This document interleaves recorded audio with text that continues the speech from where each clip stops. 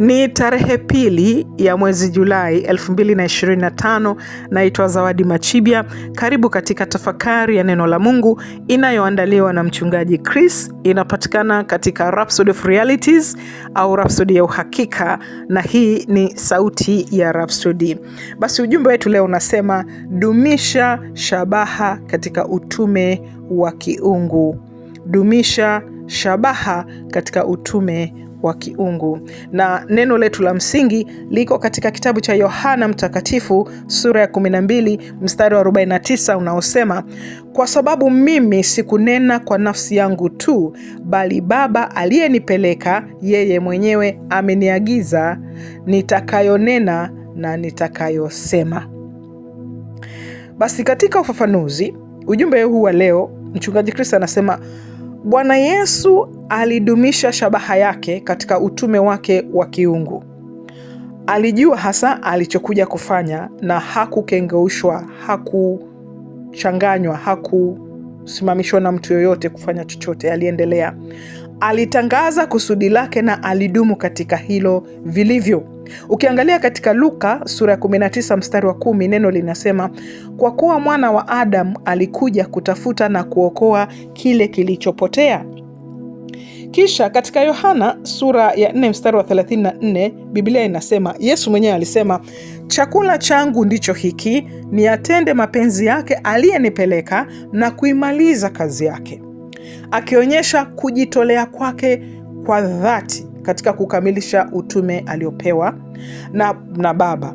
Kisha baadaye katika Yohana sura ya 20 mstari wa 21 alisema jambo la kushangaza, kama Baba alivyonituma mimi nami ninawapeleka ninyi.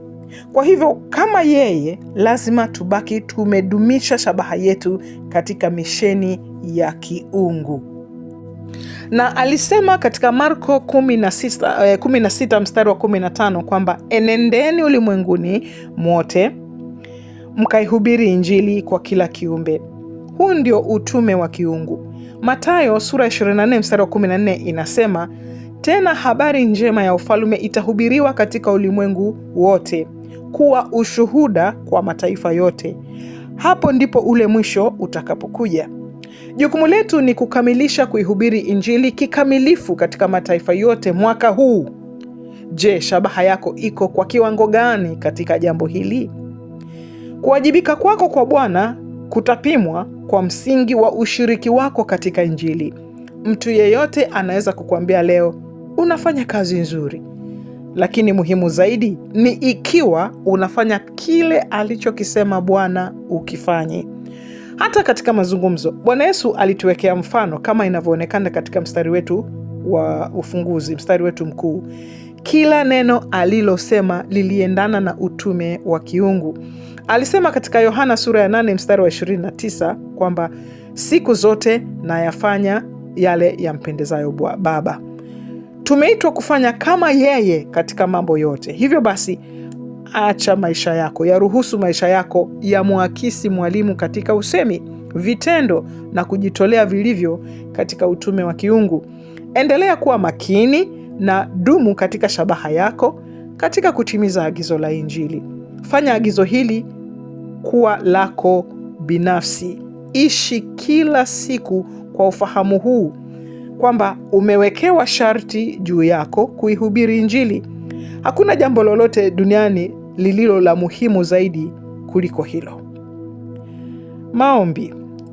Mpendwa Baba, asante kwa kuniweka kwenye njia ya kusudi la kiungu. Ninatembea kulingana na mapenzi yako, na katika ufahamu kwamba nimewekewa sharti juu yangu kuihubiri injili. Maisha yangu ni kielelezo cha kweli, ni kujitolea kwa uthabiti kwa kazi ya injili. Kwa jina la Yesu, amina. Basi masomo zaidi tunayapata kutoka katika kitabu cha Yohana Mtakatifu sura ya 8 mstari wa 29, pia Wakolosai sura ya 3 mstari wa 17, na pia Timotheo wa pili sura ya 4 mstari wa 7. Bila shaka ujumbe wa leo umekubariki, kwamba kila mtu anayekuja duniani akisha kuokolewa na Bwana Yesu analo kusudi la kulifuata, nalo ni kuihubiri injili. Maana alisema enendeni kote duniani. Sasa kama hujampa Bwana Yesu maisha yako, fanya sala hii baada yangu. Lakini kama una swali, una ujumbe au unataka kupata ufafanuzi zaidi, nitakupa namba ya kuwasiliana nasi. Tumia sala hii kwanza, alafu takupa namba. Sema: E Bwana Mungu, ninamwamini kwa moyo wangu wote Yesu Kristo mwana wako wa pekee. Ninaamini alikufa kwa ajili yangu na kwamba ulimfufua kutoka kwa wafu. Ninaamini yu hai leo. Nakiri kwa kinywa changu kwamba Yesu Kristo ni Bwana wa maisha yangu kuanzia sasa. Katika jina la Bwana Yesu, ninapokea uzima wa milele katika roho yangu. Nimezaliwa mara ya pili. Haleluya. Basi kama umesema sala hii, Mungu aliye hai amekusikia na wewe sasa ni mwana wa Mungu. Kama una swali, unataka kutumia ujumbe, basi tuandikie kwa namba hii: +255 766 444 996. Mungu Baba aliye hai akubariki.